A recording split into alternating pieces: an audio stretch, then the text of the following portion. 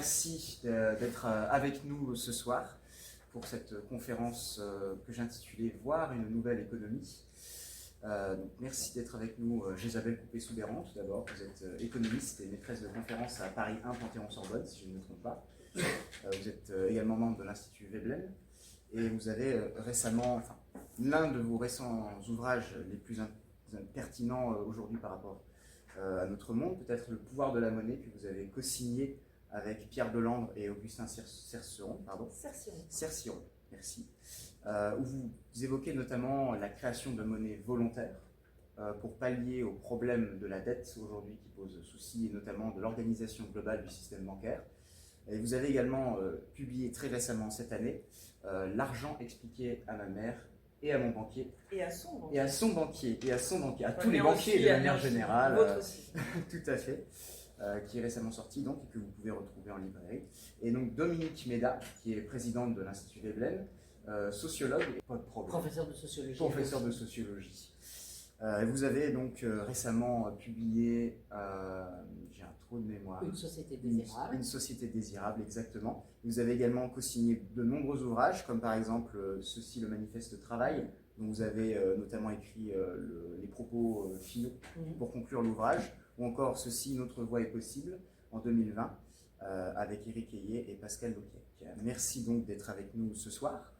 Nous allons donc parler de notre modèle économique de manière générale et l'ensemble de ce qu'on pourrait faire éventuellement pour le repenser, car aujourd'hui, un constat est à faire, le modèle néolibéral s'est essoufflé et ne fonctionne clairement plus.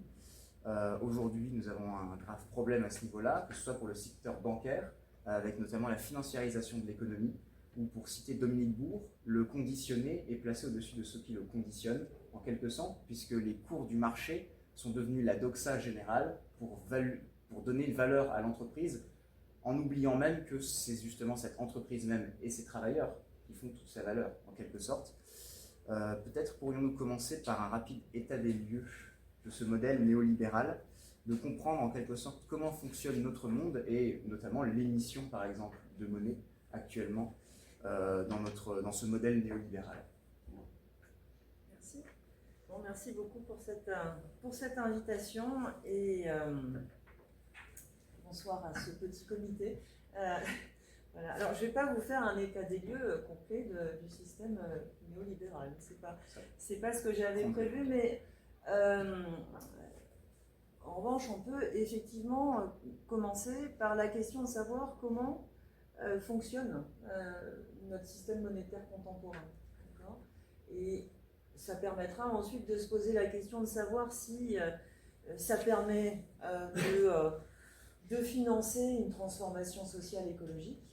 Et puis sur la base des éléments de réponse, on pourra ensuite mieux comprendre ensemble la proposition qu'on développe avec nos co-auteurs dans le pouvoir de la monnaie, et puis vous soumettre ça bien sûr à discussion parce que ça fait débat. Alors, sur le premier temps, comment fonctionne notre système monétaire? Je pense que déjà, si vous voulez, le point essentiel au préalable à bien comprendre, c'est que notre système économique ne fonctionne pas avec un stock de monnaie constant. D'accord ? Le stock de monnaie est en perpétuelle évolution, puisqu'en permanence, eh bien, vous avez de l'argent qui est créé, qui entre dans le circuit économique, et puis de l'argent qui sort du circuit et qui est détruit. D'accord ? Donc c'est cette dynamique qu'il faut avoir en tête. À qui appartient le pouvoir de faire entrer de l'argent dans le circuit économique dans notre système? Alors, en fait, c'est aux banques que ce pouvoir appartient essentiellement et concrètement. Les banques créent de la monnaie de deux façons différentes. Ce sont des choses, je pense, que vous connaissez forcément un peu.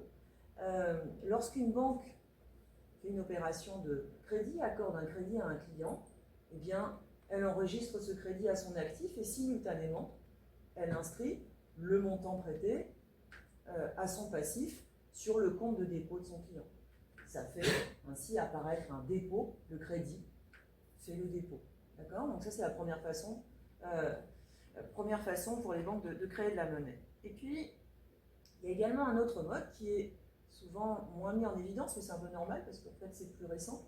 Le second mode, c'est l'achat de titres. Dans le pouvoir de la monnaie, on parle du mode acquisitif. Quand une banque achète des titres à un fonds d'investissement sur le marché financier, eh bien, que fait la banque? Elle inscrit le titre qu'elle achète à son actif, d'accord? Et puis à son passif, bien sûr, le compte bancaire de ce fonds d'investissement, alors en supposant qu'il soit chez elle, s'il est chez une consoeur, il va y avoir une petite opération interbancaire, mais peu importe, simplifions les choses. Là, le fonds d'investissement a son compte en banque dans cette banque, la banque lui achète un titre, elle inscrit à son actif le titre acheté, et simultanément, eh bien, elle inscrit sur le compte de dépôt de ce fonds le montant du titre acheté. Ce qui veut dire que vous, les dépôts que vous avez sur votre compte bancaire, alors bien sûr ce sont des dépôts que vous avez reçus, par exemple avec un salaire de job étudiant, vous avez reçu lors des étrennes de fin d'année, j'en sais rien. Bon, mais si vous remontez la chaîne de cette unité de monnaie scripturale qui est sur votre compte bancaire, eh bien, à l'origine de cette unité monétaire, il y a forcément une opération de crédit ou une opération d'achat de titre. D'accord? Ce sont les deux modes dans notre système monétaire pour faire rentrer la monnaie dans le circuit. Je voudrais vous faire remarquer deux choses. En fait, on va dire que la monnaie issue du crédit, d'accord, le dépôt issu du crédit, on va appeler ça monnaie de crédit. Et puis, la monnaie issue de l'achat de titre, on va l'appeler monnaie de titre. Je voudrais vous faire remarquer que la monnaie de crédit, eh bien, elle est encastrée dans une relation de dette. C'est la relation de crédit, d'accord, qui est à l'origine du dépôt créé. Donc, en ce sens, cette monnaie de crédit est une monnaie dette. Alors, on est toujours un peu mal compris quand on dit ça, quand on parle à propos de la monnaie de crédit d'une monnaie dette. Parce que ce qu'on nous rétorque, c'est, mais au fond, la monnaie, c'est toujours une dette. Pourquoi? Parce que, au sens métaphorique, quand une société convient que quelque chose est de la monnaie, que les dépôts sont de la monnaie, qu'un billet de banque est de la monnaie, elle doit l'accepter dans les paiements. D'accord? Donc, au sens métaphorique du terme, effectivement, la monnaie, c'est toujours une dette. Et donc, ça choque quand on dit quand on prononce, si vous voulez, cette notion de monnaie dette. De la même manière, le dépôt que vous avez sur votre compte bancaire, c'est au passif de la banque. C'est quelque chose qui est à votre disposition à la banque. La banque vous le doit. D'accord? Et donc, sur votre compte courant, vous avez des dépôts à votre disposition que la banque vous doit. Donc, là aussi, on nous dit, mais voilà, la monnaie, c'est toujours de la dette.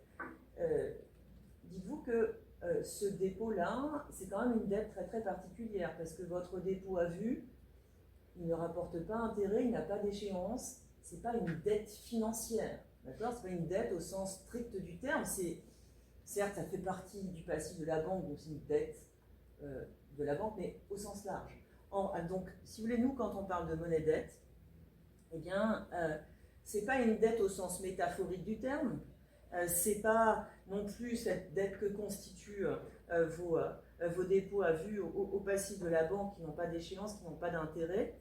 Quand on parle de monnaie dette, on parle d'une monnaie encastrée dans une relation de dette financière. Une monnaie qui est issue du crédit, qui est une relation de dette.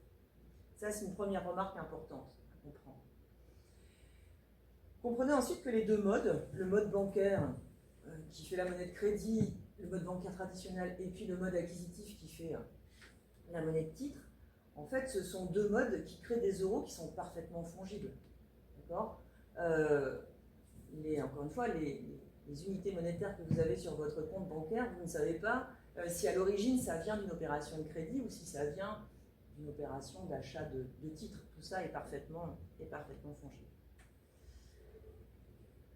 Ce système fonctionne sous le contrôle ou avec l'aide de la Banque centrale. La Banque centrale, c'est la banque des banques. Les banques ont besoin de la monnaie centrale pour se régler entre elles. À chaque fois que nous faisons des paiements, ça entraîne des paiements entre banques. Les banques, Société Générale ne va pas régler LCL dans sa monnaie Société Générale. D'accord ? LCL n'est pas cliente de Société Générale. Et donc ces deux banques se règlent en monnaie centrale qu'elles se procurent à la Banque centrale. D'accord ?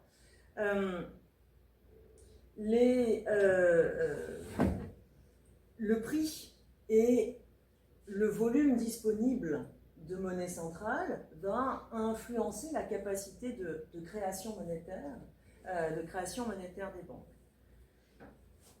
Et la Banque centrale crée de la monnaie centrale avec exactement, si vous voulez, les deux modes que j'ai évoqués précédemment. C'est-à-dire que quand la Banque centrale prête de la monnaie centrale aux banques, eh bien, quand elle fait cette avance de monnaie centrale que la banque aura à lui rembourser, ça crée de la monnaie centrale. Et la Banque centrale va inscrire à son actif eh bien, le refinancement qu'elle octroie, le crédit, si vous voulez, qu'elle octroie à la banque, et à son passif, la réserve, c'est-à-dire un dépôt de la banque en réserve à la Banque centrale. Et les banques centrales, alors, ont mis du temps, en fait, plus de temps que les banques commerciales, à se convertir au mode acquisitif. Mais pendant, en fait, la gestion de crise financière puis sanitaire, eh bien, les banques centrales ont géré la crise avec ce qu'on a appelé des mesures non conventionnelles. Et dans ces mesures non conventionnelles, il y a eu des gros programmes d'achat de titres. Eh bien, quand la Banque centrale achète des titres sur le marché, eh bien, elle crée de la monnaie centrale. Donc il y a ces deux modes de création monétaire également au niveau de la Banque centrale. Bien sûr, ça n'a pas toujours fonctionné comme ça. D'accord ?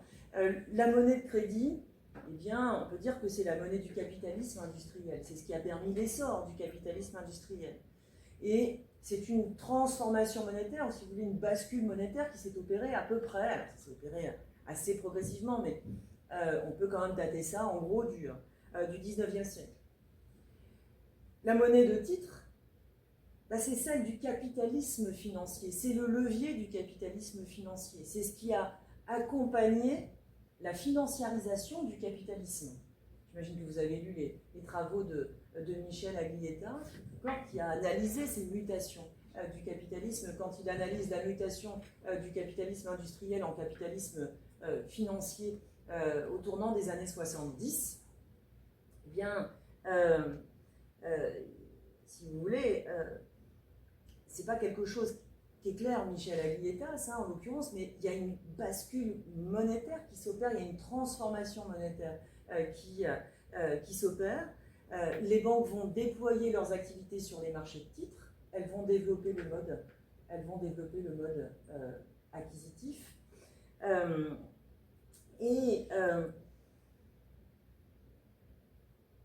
Ce passage au mode acquisitif, c'est vraiment la transformation monétaire du XXe siècle. D'accord ? Donc, l'essor de la monnaie de crédit, bascule monétaire du 19e, l'essor de la monnaie de titre, eh bien, transformation monétaire du 20e, mais tout ça, bien sûr, c'est à remettre en perspective avec les 5000 ans d'histoire de l'humanité, et on peut même remonter plus loin dans des temps préhistoriques, pour dire que, en fait, à chaque société, son système monétaire. Si vous remontez très très loin dans l'histoire de l'humanité, vous avez des formes de monnaie non marchande parfaitement adaptées en fait aux sociétés tribales non marchandes de la préhistoire. Vous faites un saut dans la haute antiquité, eh bien les prêtres des temples mésopotamiens inventent la monnaie de compte et font naître l'échange marchand grâce à la monnaie de compte. Vous faites encore un saut dans l'histoire avec l'Antiquité classique, arrivent les premières formes de monnaie métalliques qui sont des monnaies complètes avec lesquelles non seulement on compte mais également on paye, d'accord, et on échange. Et là vous avez en fait une forme monétaire qui permet l'essor de sociétés conquérantes, marchandes. Bon, ensuite, il y a la période un peu particulière du Moyen-Âge, la réfaction de la monnaie, des métaux, et puis la période coloniale qui permet en fait de redévelopper les monnaies métalliques. Et dans toute cette période-là, on a, si vous voulez, pour faire fonctionner l'économie, eh bien, des monnaies qui dépendent, dont la création dépend de l'accumulation d'un stock de métal précieux. D'accord ? On a vraiment le regard tourné vers le passé. La monnaie bancaire, l'essor de la monnaie bancaire, ça va permettre à la société de se tourner vers l'avenir. Et comprenez bien qu'en fait, cette monnaie bancaire, c'est vraiment la monnaie qui va épouser la société de la croissance. D'accord ? Quand la monnaie est introduite dans le circuit par une avance d'argent que vous faites payer par un taux d'intérêt qu'il faudra rembourser, eh bien ça détermine complètement ce que vous pouvez faire avec. C'est-à-dire que vous devez faire avec quelque chose qui va vous rapporter de quoi la rembourser et payer son prix. Ça vous projette en fait dans une réalisation rentable, marchande et rentable. D'accord ? Et ça c'est très important parce que en fait ça signifie que la façon dont on crée l'argent, la façon dont on l'introduit dans le circuit économique, la forme qu'elle prend, les règles d'émission qu'on prend en compte, qu'on met en place, tout ça détermine complètement le rapport social à l'argent. D'accord ? Et bien sûr que le rapport social à l'argent détermine aussi en partie le rapport individuel. La monnaie de crédit, je vous l'ai dit, en fait, elle enjoint à croître et à ne réaliser que ce qu'on estime rentable. Et le banquier ne va prêter qu'aux emprunteurs qu'il estime solvables, dont il pense qu'ils pourront rembourser le crédit et payer le prix. La monnaie de titre, elle alimente complètement la financiarisation de l'économie, le commerce de titres. Le titre devient une matière première de la création monétaire. Et tout ça, évidemment, est assez circulaire. C'est-à-dire que la monnaie de titre alimente la financiarisation et la financiarisation alimente la monnaie de titre, en tout cas le mode acquisitif. Bon, j'ai fait un peu long là sur mais un peu si vous voulez, d'éléments de base pour comprendre le fonctionnement de notre système monétaire, au cœur duquel se situent les banques et les banques centrales.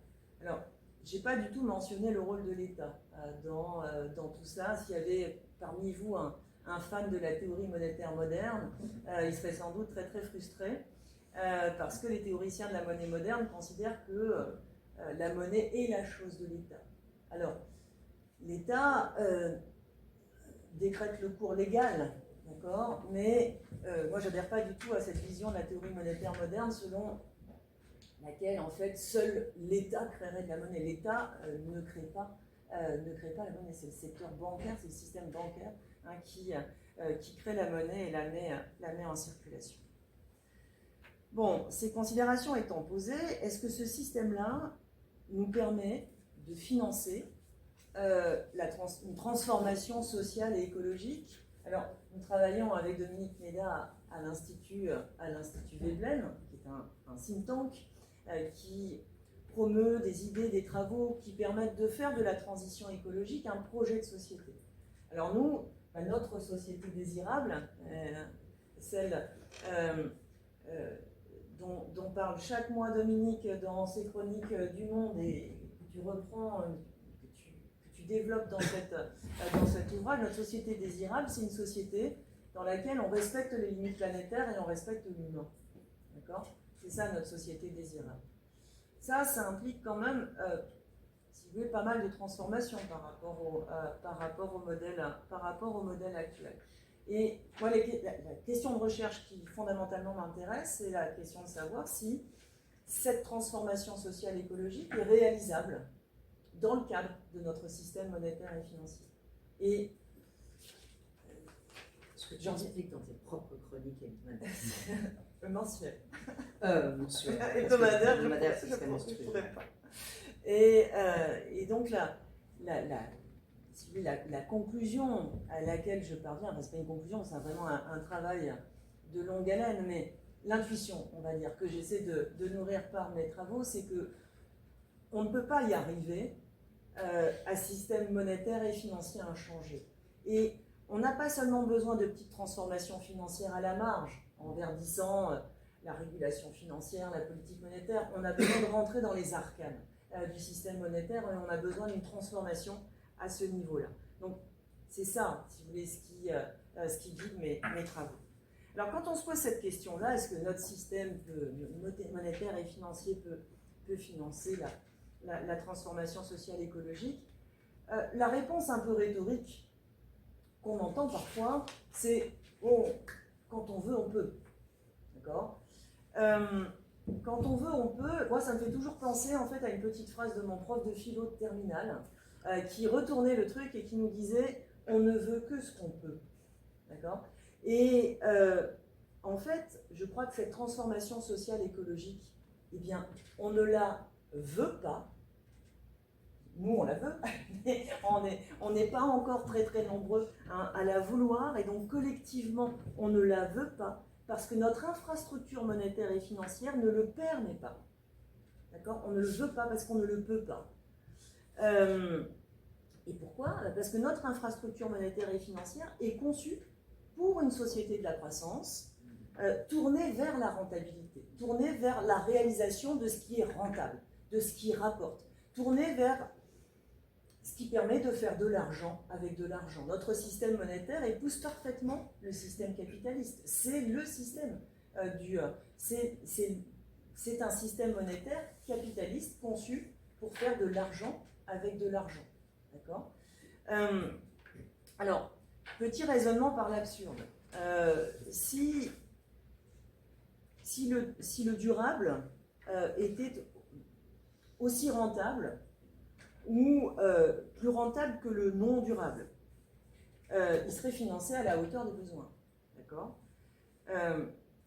Évidemment, il ne peut pas l'être, précisément parce qu'il introduit des considérations différentes, donc des coûts différents. D'accord ? Le respect des limites planétaires et de l'humain, ce sont les considérations en plus, c'est plus coûteux. Alors bien sûr qu'on peut faire entrer la sobriété dans cette équation-là, et que c'est très important, mais vous voyez que fondamentalement, il y a plus de considérations et de coûts qui entrent en jeu. Alors, comment on finance ce qui coûte, mais qui ne rapporte pas financièrement de quoi amortir le coût? D'accord ? Parce qu'on peut toujours dire, oui, mais socialement, ça rapporte, écologiquement, ça rapporte. On peut toujours distordre les notions, si vous voulez. On peut toujours distordre la notion de rentabilité, parler de rentabilité écologique, de rentabilité sociale, etc. Mais la rentabilité, c'est un concept financier. D'accord ? Donc, ne tordons pas trop les concepts. Et donc, la question, c'est comment on finance quelque chose qui coûte plus qu'il ne rapporte. Alors, on finance ça par des subventions publiques.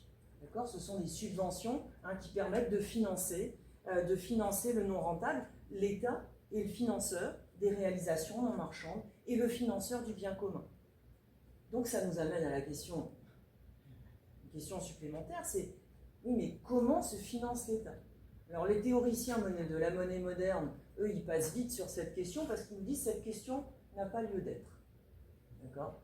L'État ne se finance pas, c'est la dépense publique qui crée la monnaie. Donc, pour eux, la question du financement de l'État n'existe pas. Bah oui, mais si vous discutez un peu avec des agents du Trésor, ils ne seront pas de cet avis. D'accord ?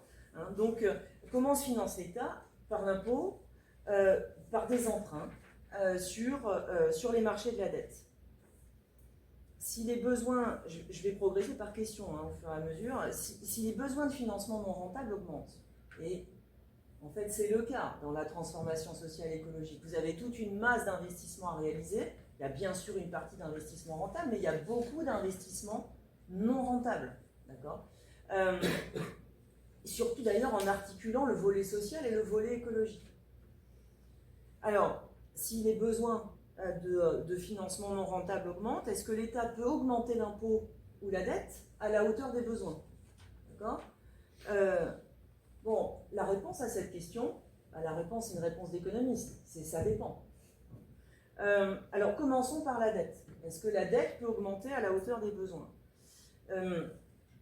Certains États peuvent augmenter leur dette plus que d'autres sans que ça leur coûte plus cher. Alors, on a réalisé une note sur le sujet à l'Institut Veblen qui examine la composition de la dette publique et qui montre à quel point c'est déterminant pour la soutenabilité de la dette. Et le cas typique intéressant, c'est le cas du Japon. Au Japon, la dette est détenue à plus de 50% par la Banque centrale. Les États-Unis sont dans une autre situation où augmenter leur dette, ça ne leur coûte pas beaucoup plus cher. Alors, c'était le cas avant. On commence à avoir des doutes maintenant. On ne sait pas comment ce sera demain, mais jusqu'à présent, si vous voulez, les États-Unis, avec leur bon du Trésor, un seul pour 50 États, donc vraiment fédéralisme budgétaire, et un dollar devise clé quasi... donc le bon du Trésor quasi-monnaie internationale et puis le dollar devise clé, ça permet également aux États-Unis de se financer très facilement par la dette.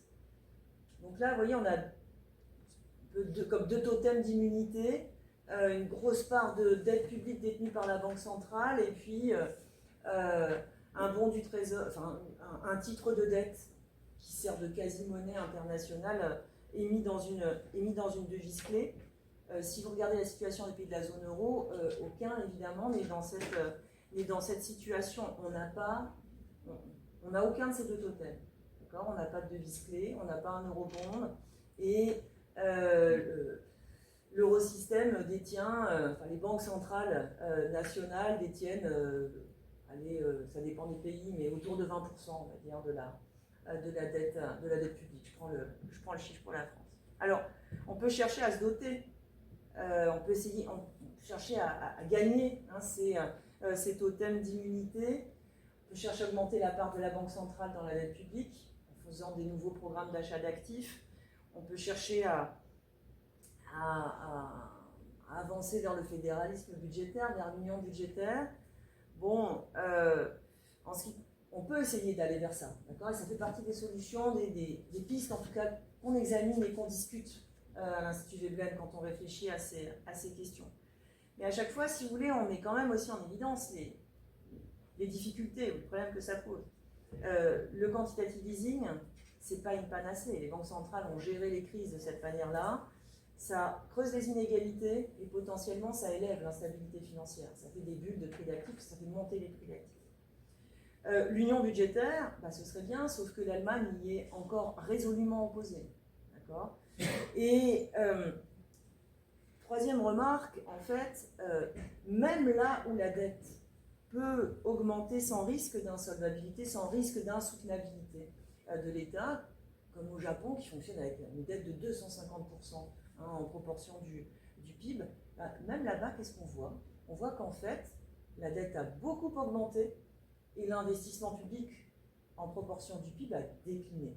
D'accord ? Il y a un vrai effet de ciseau que vous pourrez revoir dans les graphiques de la note de l'Institut Veblen que je mentionnais. Donc, ça veut dire que même là où la dette peut augmenter sans insolvabilité, eh bien, l'investissement public n'a pas augmenté en pourcentage du PIB. Et donc, vous voyez que ça engage quand même à explorer d'autres pistes de financement. Allez trouver autre chose. Alors on pourrait se dire, bon, ce qui pose quand même problème, c'est que la dette publique aujourd'hui, c'est une sorte d'oxymore, parce que c'est une dette publique de marché, d'accord ? Et peut-être qu'il faudrait en revenir à une dette hors marché, à une dette souscrite auprès de la Banque centrale directement, faire en sorte que les États puissent de nouveau emprunter à la Banque centrale. Ça se fait plus depuis des décennies et c'est rigoureusement interdit. par le traité sur le fonctionnement de l'Union européenne. Donc ça veut dire que si on voulait aller vers ça, dans le cas des pays de la zone euro, le chemin politique serait extraordinairement compliqué. D'accord ? Parce que casser le traité, c'est pas simple. On peut partir du principe qu'il n'est pas gravé dans le marbre, que forcément ça évoluera, mais politiquement, c'est quand même un chemin difficile. Alors, si le financement ne peut pas passer pas assez par la dette, parce que c'est là ce que je suis en train d'éclairer, est-ce que peut passer par l'impôt? D'accord. Les États néolibéraux sont assez peu enclins à augmenter les impôts. En outre, l'impôt, c'est un instrument de redistribution absolument indispensable, mais c'est précisément pas un bon instrument de financement si on l'utilise pour redistribuer son produit. D'accord ? C'est compliqué de faire les deux à la fois, ou alors il faut en lever beaucoup.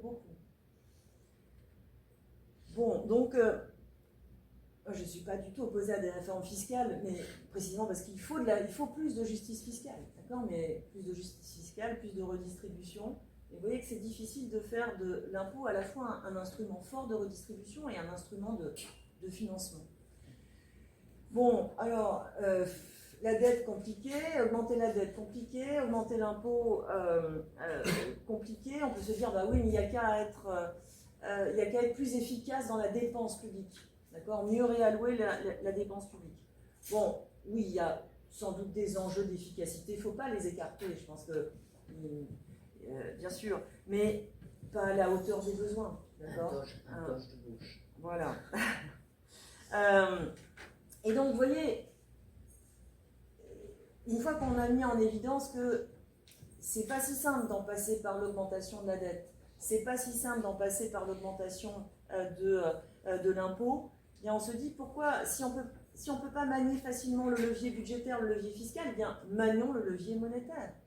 Pourquoi on se priverait de ça, d'accord ? Et si possible, essayons de trouver un levier monétaire qui soit compatible avec le traité sur le fonctionnement de l'Union européenne. Parce que, quand je vous disais tout à l'heure, rétablissons la possibilité pour les États de se financer directement auprès de la Banque centrale, ça c'est un levier monétaire, c'est du financement monétaire par la Banque centrale, mais c'est interdit par le traité.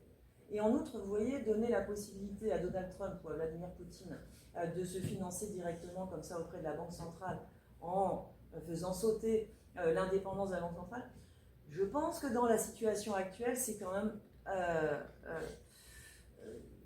c'est dangereux, d'accord ? Donc essayons de trouver un levier monétaire compatible avec le traité et qui ouvre aussi peut-être à une réparation de nos démocraties, qui ouvre peut-être à des formes de gouvernance reposant sur une démocratie plus participative. Eh bien c'est ça en fait, si vous voulez, l'essentiel de notre proposition, développée dans le pouvoir de la monnaie. Donc j'imagine qu'il me reste 5 minutes là. On va dire ça. Bon. On va dire ça. Okay.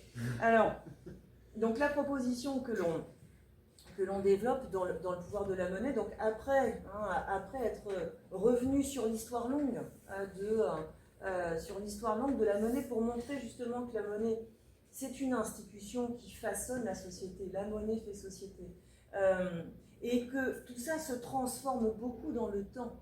Ça veut dire que c'est une institution malléable, et ça c'est une bonne nouvelle, parce que ça veut dire que si ça façonne la société et que c'est transformable, eh bien c'est un levier de transformation. C'est un levier de transformation sociétale. Alors, je repartirai de 2 constats.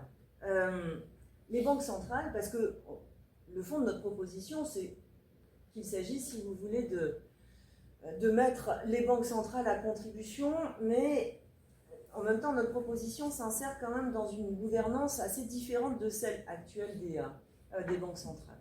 Alors, je vais repartir de 2 constats. Les banques centrales ont créé beaucoup de monnaie pour éviter l'effondrement du capitalisme financier pendant la crise financière puis sanitaire. Et ça a plutôt bien marché. Elles n'ont pas seulement évité l'effondrement du capitalisme financier, elles l'ont considérablement approfondi. Et comment l'ont-elles fait? Je vous l'ai dit tout à l'heure, en fait, en transformant leur mode de création monétaire. Elles ne se sont pas contentées de prêter de la monnaie centrale aux banques, elles n'ont pas fait simplement le prêteur en dernier ressort, elles ont fait l'acheteur de titres en dernier ressort, et elles ont créé de la monnaie sur ce mode-là. D'accord? Donc, elles ont vraiment su, à ce moment-là, transformer, adapter leur mode de création monétaire. Est-ce qu'elles ne peuvent pas adapter leur mode de création monétaire à la crise écologique? C'est ça la question qu'on devrait, je pense, se poser. Alors, pour faire face à cette crise écologique, et je pense que le mot est peut-être faible quand on parle de crise écologique, parce qu'on fait avec ce mot crise, c'est un peu comme si on pouvait s'en relever. Et c'est ça toute la différence avec une crise financière, c'est que si vraiment on la laisse s'installer, on ne s'en relèvera pas. Pour y faire face, on a besoin donc de réaliser des transformations profondes qui passent par des masses d'investissements dont une grande part sont des investissements non rentables. Et pour financer ces investissements non rentables, on a besoin d'élever la capacité de subvention dans l'économie. Je vous ai expliqué que ces subventions, on peut difficilement les élever par le levier de la dette et par le levier fiscal. Il s'avère que les banques centrales ont le pouvoir de créer de la monnaie sur le mode de la subvention, puisque, si vous vous souvenez de ce qu'elles ont fait pendant la crise financière, non seulement donc elles ont fait le prêteur en dernier ressort, l'acheteur de titres en dernier ressort, mais elles ont prêté à des conditions beaucoup plus accommodantes qu'auparavant, c'est-à-dire qu'elles sont même allées jusqu'à prêter à taux négatif. Prêter à taux négatif, c'est-à-dire accepter qu'on leur rembourse moins que ce qu'elles ont prêté, c'est donner de la monnaie centrale. D'accord? Donc, elles ont eu ce pouvoir-là. Ce qu'il faut savoir également, c'est qu'elles rémunèrent les réserves que les banques ont à la Banque centrale. Eh bien, elles les rémunèrent sans contrepartie financière. Donc ça aussi, c'est de la subvention monétaire. D'accord? L'économiste belge Paul de Grove s'est pas mal exprimé dans la presse pour dire mais arrêtons en fait avec ce jackpot pour les banques. Et là, en ce moment, la même, si vous voulez, je dirais que la même polémique enfle au Royaume-Uni parce que à l'automne dernier, les Verts anglais avaient proposé de supprimer en fait cette subvention monétaire. Alors, on en discutera un peu après si vous voulez. Je ne veux pas faire trop long là-dessus. Je veux simplement que vous compreniez qu'en fait, la Banque centrale a cette capacité de créer de la monnaie en dehors d'un prêt, en dehors d'un achat de titre, sans avoir, si vous voulez, sans installer de contrepartie financière. Bon, si ce pouvoir de subvention monétaire qu'a la Banque centrale, qui aujourd'hui est donc très explicité et qui reste le privilège des banques, si ça s'était mis au service du bien commun, c'est-à-dire que si c'était mis au service, en fait, du financement, d'investissements que la collectivité juge indispensables sur la base de critères définis dans une enceinte démocratique et qui sont non rentables et donc uniquement finançables par des subventions qu'on n'arrive pas à augmenter par la dette ou par l'impôt. Eh bien, vous voyez qu'on aurait là une nouvelle source de financement. Et donc le dispositif que l'on présente dans le dernier chapitre du pouvoir de la monnaie, c'est ce dispositif-là qui consiste en fait à faire émettre à la Banque centrale une subvention monétaire qui est mise à la disposition d'un réseau de sociétés financières publiques qui ne sont pas des banques, parce qu'elles ne prêtent pas de l'argent, elles sont chargées d'allouer cette subvention qu'elles reçoivent de la Banque centrale à des agents publics privés qui lui présentent des projets de financement indispensables, non rentables, d'accord ? Et alors sur la base des critères d'éligibilité et en En s'appuyant sur ces critères, eh bien, le réseau de sociétés financières publiques, gouverné de manière ouverte sur la société civile, alloue ses subventions. D'accord ?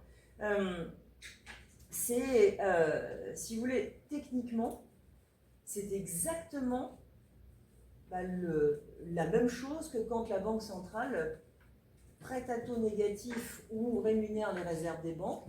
C'est le même type d'émission. C'est de l'émission de monnaie sans dette, l'émission de subvention monétaire. D'accord ? Mais le bénéficiaire change. Ce ne sont plus les banques qui bénéficient de cela. Ce sont des sociétés financières publiques qui sont chargées d'allouer ces subventions à tout un ensemble d'agents. Alors, ça pose tout un ensemble de questions. La question qui revient le plus souvent, c'est la question de l'inflation. Ah oui, mais votre truc, c'est comme la planche à billets, c'est forcément inflationniste. Alors, on est assez matrixé, si vous voulez, par cette logique monétariste qui associe l'inflation à la monnaie. Alors, le lien entre monnaie et inflation, il n'est pas aussi mécanique que le veulent les monétaristes. Cela étant, moi je ne pars pas non plus du principe que l'inflation n'est jamais monétaire. Il y a tout un ensemble de causes à l'inflation. Parmi elles, il peut y avoir la cause monétaire. D'accord ? Les post-keynésiens, eux, considèrent que c'est jamais monétaire, l'inflation. Disons que ça se comprend quand même, soyons pragmatiques, si vous voulez, si on introduit cette monnaie qui ne se rembourse pas dans le circuit, ça tourne, d'accord, dans le circuit économique. À un moment donné, il peut y avoir donc, de la monnaie qui s'est accumulée au-delà des besoins qu'on en a. D'accord ? Donc, ça veut dire qu'il faut gérer ce risque d'inflation, bien sûr. Et il y a un dispositif de reflux monétaire qui permet de gérer ce risque d'inflation.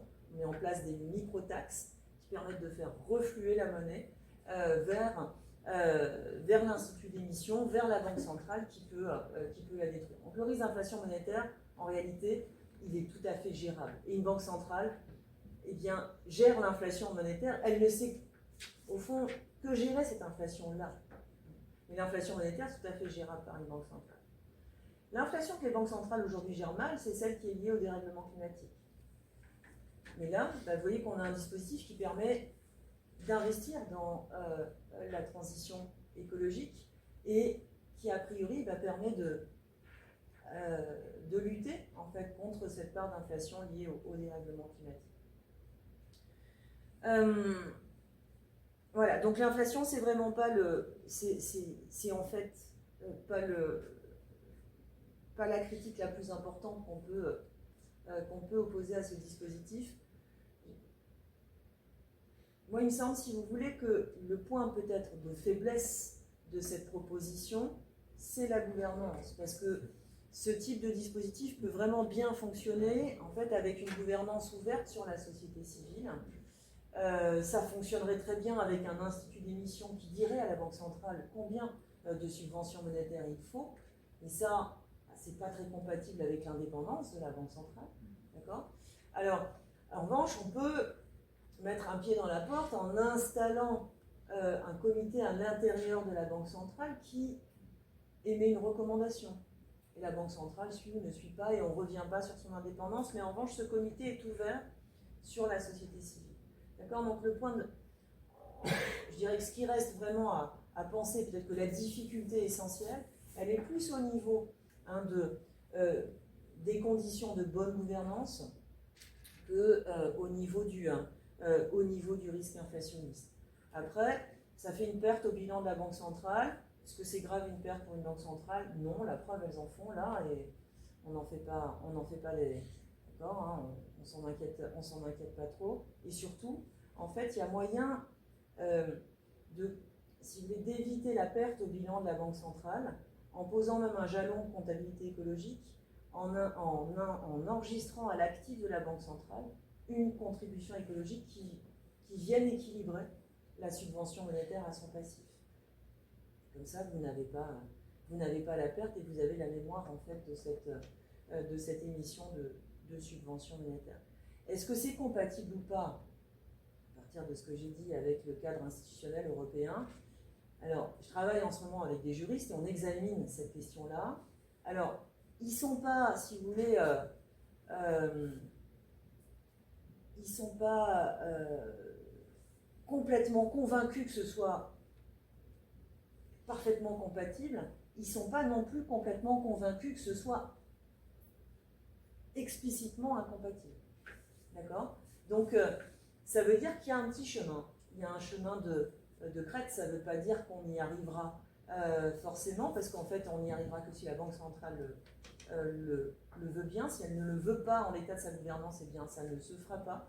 Mais vous voyez que ça permet de réfléchir justement à la monnaie en tant qu'institution et aux conditions monétaires en fait de transformation sociale et écologique. Donc, ne serait-ce que pour ça, je pense que ça vaut le coup de réfléchir à ce sujet. Tout à fait. Merci beaucoup, Isabelle Coupé-Subéran, pour cet éclaircissement sur ce principe donc, que vous appelez la monnaie volontaire, donc, qui permettrait de désencastrer en quelque sorte notre système monétaire du principe même de la dette, au moins pour le bien commun en quelque sorte, et notamment la transition écologique, pour sortir donc de la logique capitaliste qui nous empêche en quelque sorte de financer ce bien commun qui est non rentable. Mais une fois cette question résolue, éventuellement, entre guillemets, de financer la transition écologique notamment, il reste encore la question de savoir de bien l'organiser, de bien l'orchestrer. Et en l'occurrence, dans notre société aujourd'hui, la question du travail se pose et de financer, par exemple, la construction d'éoliennes, de centrales solaires, de nouveaux, ou même par exemple l'emploi bénévole. Parfois, les associations font un travail formidable, mais c'est un travail non rentable. Et donc, c'est pour ça qu'il y a des problèmes de financement qui se posent aussi pour certaines de ces organismes. Il se pose donc la question de savoir comment travailler, tout simplement. Et je voudrais maintenant vous demander, Dominique Méda, comment faire, entre guillemets, pour repenser notre modèle du travail aujourd'hui. Aujourd'hui, on a cette question du bien-être au travail qui se pose, des burn-out qui se multiplient, des gens qui ne prennent pas plaisir à travailler, qui voient ça comme une contrainte de vie et qui partent à la retraite avec le sentiment d'être enfin libres. Et ça nous montre comment on conçoit le travail. Et de son origine étymologique, ça vient du latin qui signifie en quelque sorte corvée, le travail. Et aujourd'hui, il y a toute cette question qui se pose de savoir, mais est-ce qu'on ne peut pas imaginer le travail autrement ? Et quand on sait qu'il y a quelques années, on promouvait le management participatif, ce genre de logique où on essaye de rendre les employés heureux en leur proposant des salles de coworking avec des jolis poufs et des machines à café sympathiques, ou encore des salles de sieste pour faire une sieste d'1 heure au milieu d'une journée exorbitante de travail, on se demande si on n'est pas en train un petit peu, pardonnez-moi l'expression, mais de se foutre de notre gueule. Et alors, aujourd'hui, Dominique Méda, comment repenser complètement notre modèle de travail et comme le propose ce manifeste, comment démocratiser notamment le travail et le rendre enfin, en quelque sorte, une part vivable de notre vie. Merci beaucoup. Je vais aller beaucoup plus vite que Isabelle. Beaucoup. Je vais faire quelques petites balises. Je repars de la suppression des corporations en 1791. Qu'est-ce qu'elles faisaient, les corporations? Elles définissaient les salaires, elles définissaient aussi la qualité du travail, bref, elles définissaient toutes les règles du travail.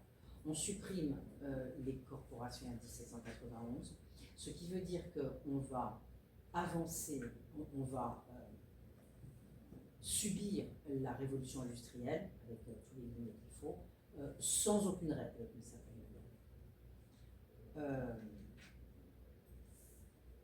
On va avoir, à partir de 1802-1804, le Code civil, et donc un article qui nous dit « Les conventions légalement formées tiennent lieu de loi à ceux qui les ont faites ». Ça veut dire que, alors la France est encore une société paysanne à l'époque, mais cette révolution industrielle qui va amener de nouveaux types de relations de travail, que ça soit dans la proto-industrialisation rurale ou dans les manufactures, ça veut dire que les relations entre employeurs et salariés, elles vont se faire dans un rapport complètement asymétrique, puisque C'est donc les conventions que l'on fait entre employeurs et salariés qui vont déterminer notamment le salaire. Alors tout ça va être critiqué notamment autour des années, enfin dans le premier tiers du 19e siècle, notamment par des gens comme Buret ou Villermé. Buret, c'est quelqu'un de très intéressant parce que c'est un libéral qui critique ce qu'il voit à l'œuvre et il considère que le responsable de cet énorme chantier et du paupérisme, c'est-à-dire de la misère ouvrière, c'est, dit-il, la pensée anglo-saxonne et la théorie du travail-marchandise. Pour lui, c'est la théorie du travail-marchandise, c'est-à-dire l'idée que le travail est une marchandise. Il dit ça donc bien avant Polanyi. Le fait que le travail est une marchandise et que son prix c'est le salaire, c'est un truc horrible parce qu'il montre que le salaire va dépendre de l'offre et de la demande et c'est pour ça qu'on va avoir ce paupérisme. Ce qui se passe au 19e siècle, c'est en fait la résistance de la pensée libérale. Tout le 19e siècle est organisé autour de la pensée libérale, individualiste, contractualiste, qui refuse absolument l'intervention de l'État. Donc résistance et première brèche avec la loi de 1841 sur le travail des enfants, et puis tout au long du 19e, résistance de cette pensée libérale, d'Adolphe Thiers, etc., et difficulté à la fois à mettre en place une protection sociale et des règles du travail. Donc il va falloir attendre la fin du 19e siècle, début du 20e siècle, pour avoir des règles du travail, des conventions collectives, reconnaître le syndicalisme, etc. Et je saute les étapes pour arriver, donc on va avoir une intervention de l'État et on va en 1910 avoir le début du Code du travail et donc cette idée que les relations individuelles de travail, elles vont être maintenant englobées dans quelque chose qui est supérieur, qui est le Code du travail. Il y a donc des règles supérieures. Vous pouvez pas, je ne peux pas faire travailler Gisabelle pour 1 euro. Il y a des règles supérieures qui m'obligent à respecter notamment le SMIC. Alors, ensuite, ce qui se passe de très important, c'est évidemment autour de la Seconde Guerre mondiale et ce qu'on a appelé le consensus de Philadelphie. Pourquoi consensus de Philadelphie? Parce qu'en 1944 se reconstitue l'Organisation internationale du travail qui reconnaît notamment que le travail n'est pas une marchandise. Et ce consensus de Philadelphie, il est construit autour de l'idée que la société, elle est salariale et elle deviendra de plus en plus salariale. Il y a un conflit entre employeurs et salariés et c'est très bien. L'État a un rôle prépondérant dans tout cela. La protection sociale est essentielle, etc., etc. Et je vous rappelle que c'est à ce moment-là, c'est en 1944, qu'Hayek écrit son premier bouquin important, La lutte de la servitude, dans lequel, souvenez-vous, il dit qu'il est là, à ce moment-là, il a été chassé, il a quitté l'Allemagne, il est au Royaume-Uni et il dit il est en train de nous arriver, à nous qui sommes au Royaume-Uni, un péril absolument majeur. On se demande ce que c'est, la guerre n'est pas terminée, est-ce que c'est l'invasion des nazis, etc. Pas du tout, pour lui le péril le plus grave à l'époque c'est le rapport Beveridge. Le rapport Beveridge, 1942, c'est ce rapport qui dit qu'il incombe à l'État d'éminentes fonctions de bien-être et donc il va falloir mettre en place toute une série de protections pour l'ensemble des citoyens. C'est ce que critique Hayek, et puisque pour lui le planisme qu'il sent dans la pensée de Beveridge est la porte d'entrée vers le totalitarisme. Et donc d'abord, il raconte ces trucs, personne ne les lit, puis vous vous souvenez qu'il crée la société du Mont-Pèlerin en 1947, et que cette société va produire des idées, un peu comme ce qui se passe avec la Fondation Heritage aujourd'hui aux États-Unis. Cette société du Pèlerin, elle va produire énormément d'idées, et au point qu'on va arriver en 1980, au contraire du consensus de Washington, de Philadelphie, on va arriver au consensus de Washington, avec l'idée de la responsabilité individuelle, que l'État fait toujours plus mal que les individus, que la protection sociale collective est quelque chose qui n'a aucun intérêt et qu'il faut en gros baisser les protections, qu'il s'agisse de la protection de l'emploi ou la protection du travail. C'est aussi le moment où Hayek va décréter que l'entreprise a une seule responsabilité, c'est de faire du profit. Donc on se retrouve à partir des années 80-90 dans un monde assez différent, un monde qui a basculé en effet dans le néolibéralisme, avec un travail et un salariat qui est de plus en plus attaqué, remis en cause, et une promotion de la responsabilité individuelle et de la nécessité que chacun s'achète sa propre protection, qui remet en cause en fait toutes les règles, qui remet en cause toutes les règles du travail. Alors, j'en viens à aujourd'hui, ou à ces dernières années. 1980-90, c'est précisément le moment où on constate en France, grâce à l'enquête conditions de travail, une très forte intensification du travail. Une intensification qui va un peu se calmer autour de la fin des années 90, début des années 2000, mais qui va reprendre ensuite. Et je vous donne les derniers résultats de l'enquête conditions de travail française, par exemple. Vous parliez tout à l'heure du burn-out.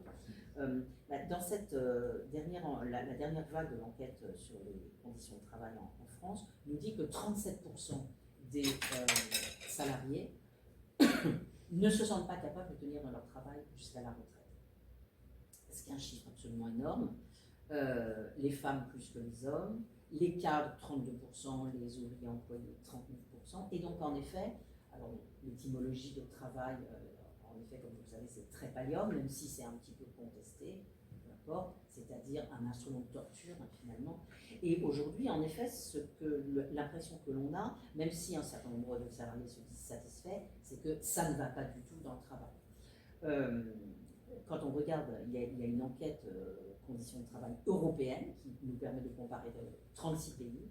Et là, la France est en queue de peloton depuis assez régulièrement, à chaque fois que cette enquête passe. Et donc, les Français se sentent mal payés, pas reconnus. Ils sont en tête s'agissant de pénibilité physique, s'agissant des contraintes émotionnelles, etc. etc. Et notamment, ils se sentent non consultés, non informés. Et on a fait des enquêtes dans les entreprises qui montrent en effet qu'il y a un énorme problème qui a été accru par les ordonnances, ce qu'on a appelé les ordonnances Macron en 2017, qui ont ôté 4 critères de pénibilité, puisque Emmanuel Macron considérait qu'il ne fallait pas penser que le travail était un synonyme de pénibilité. Et vous vous souvenez aussi qu'elles ont supprimé ces ordonnances, le CHSCT, les ont remplacées par un CSE. Alors, quelle proposition peut-on faire en matière de travail? En effet, on a écrit ce manifeste de travail avec plusieurs collègues, en reprenant une proposition de la sociologue Isabelle Ferreras, qui réfléchit là-dessus, mais en reprenant aussi des réflexions qui sont depuis longtemps dans le paysage, y compris dans le paysage américain, puisque un politiste américain qui s'appelle Robert Dahl, que vous devez connaître, a écrit en 1985 un texte très fort pour expliquer qu'à partir du moment où on est soumis à des règles, on doit participer à la confection de ces règles. Et c'est le cas, nous dit-il, en politique, mais aussi dans l'entreprise. Donc nous, on a repris toutes ces idées, et ce que l'on montre, c'est que l'entreprise, elle est finalement composée de 2 parties constituantes, ceux qui apportent leur travail et ceux qui apportent leur capital. Ceux qui apportent leur travail, ils prennent tout autant de risques, même peut-être parfois plus que ceux qui apportent leur capital, parce que comme le disait Eugène Buret en 1840, quand vous avez du capital, si vous ne le faites pas fructifier, c'est pas très grave, mais si vous n'avez pas de travail, vous pouvez tout simplement pas vivre. Donc ce que l'on propose, on fait une proposition assez radicale, qui consiste à dire que, puisqu'il y a 2 parties constituantes dans l'entreprise, il doit y avoir une chambre des représentants des apporteurs de travail et une chambre des représentants des apporteurs de capital. Ces 2 chambres doivent pouvoir élire, nommer le directeur, la directrice, la direction, et elles doivent avoir un pouvoir de veto l'une sur l'autre. Alors ça peut paraître comme ça un peu utopique, ça reprend des réflexions qui sont celles de juristes, comme par exemple Jean-Philippe Robé, qui explique en effet que l'entreprise, ça n'est pas du tout la société. Les actionnaires sont bien propriétaires de leurs actions, donc d'une partie de la société, mais pas de l'entreprise. Pas de définition de l'entreprise et personne n'est propriétaire de l'entreprise.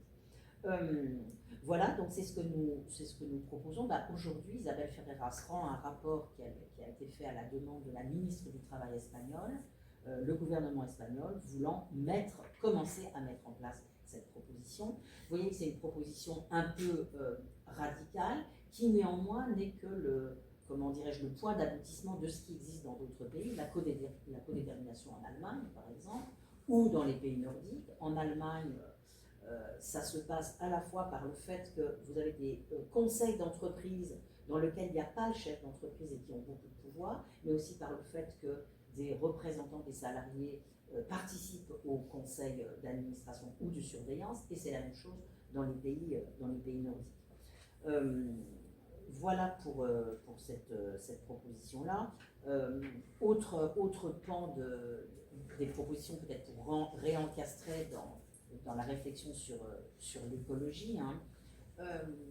On ne fera pas, moi, ce que j'appelle la reconversion écologique sans accorder énormément de place à l'emploi et au travail. Si on fait cette transition écologique, il faut transformer l'économie, donc ça risque de supprimer quand même un certain nombre d'emplois, notamment dans tous les secteurs qui utilisent l'énergie fossile. Donc on doit anticiper une véritable restructuration, reconversion de notre économie. Il faut absolument l'anticiper. Le problème, c'est qu'on n'a jamais réussi à le faire. On n'a jamais réussi à anticiper la restructuration du textile, de la sidérurgie et des dernières qui ont été faites, plus du côté de l'automatisation. Il y avait une très belle lettre du CEPI qui montrait que les 20 ans de plans sociaux en France, ça débouche sur le fait qu'on a mis les gens soit en pré-retraite, soit au chômage. Et donc vous voyez bien que si la transition écologique, c'est mettre les gens des secteurs menacés au chômage, ces gens-là vont radicalement résister à la transition. Donc il faut considérablement anticiper. Moi, ma thèse, c'est que si on s'y prend bien, cette reconversion écologique, elle peut nous permettre au contraire de créer des emplois, de créer beaucoup d'emplois et peut-être de changer de travail, c'est-à-dire de résoudre la double crise que nous connaissons d'emploi et de travail.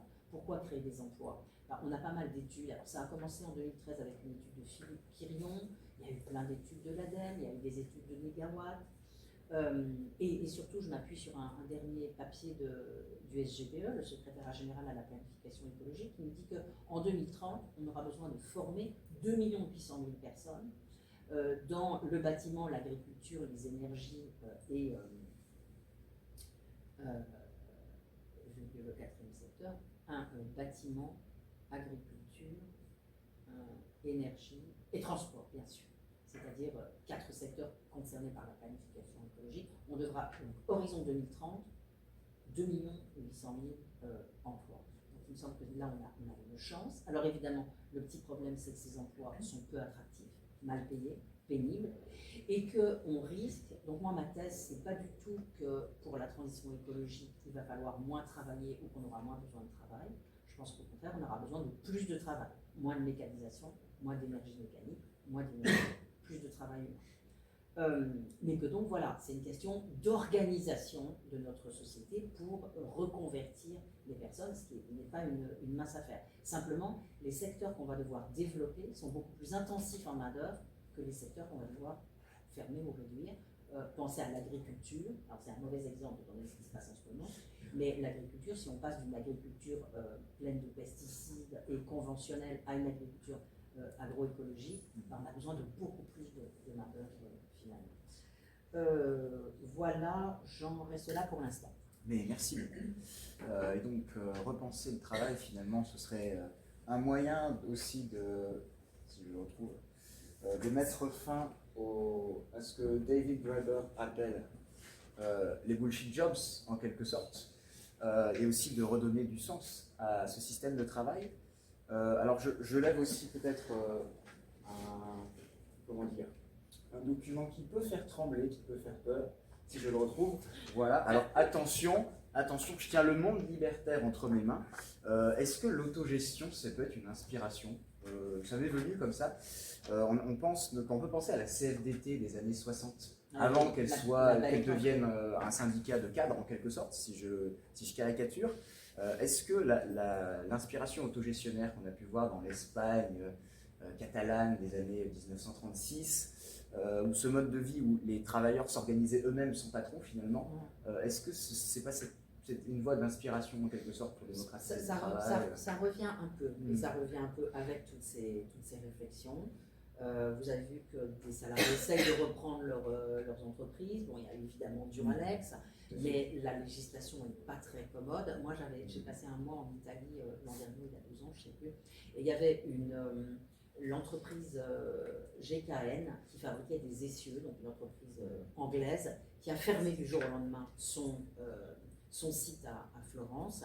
Les ouvriers ont occupé l'usine et ont voulu reconvertir cette usine pour fabriquer des panneaux photovoltaïques et des vélos en autogestion.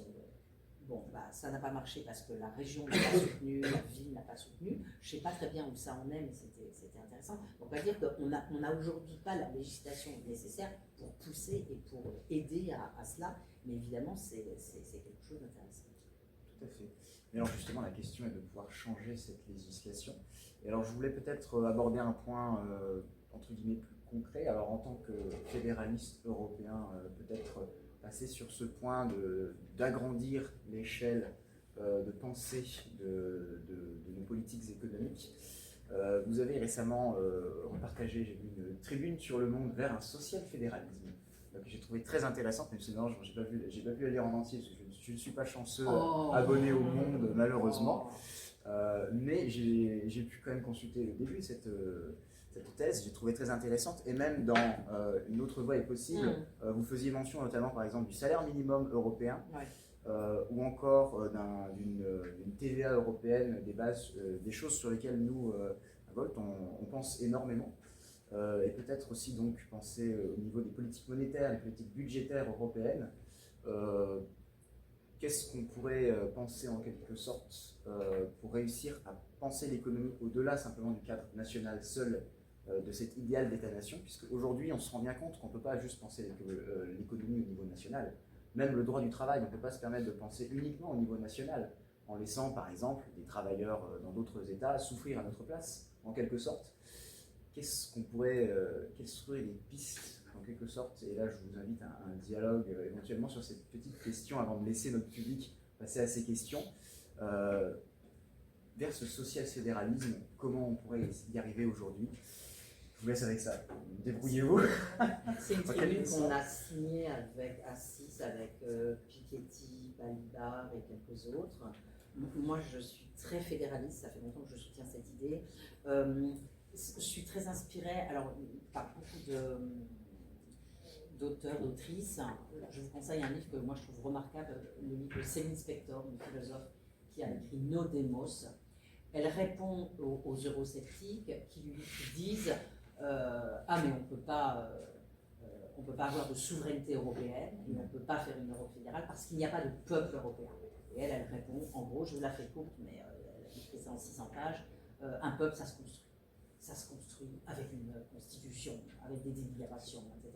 Et récemment, on a fait une petite émission chez Patricia Martin sur Habermas. Je vous recommande aussi le dernier bouquin d'Habermas, qui écrit depuis longtemps sur l'Europe. C'est un de ceux vraiment qui ont le plus réfléchi à l'Europe. Il écrit très très tôt, après l'État-nation, et lui dit qu'on ne peut pas s'en sortir aujourd'hui si on reste bloqué dans nos petits États. Donc il faut passer au niveau fédéral. Il était très triste du non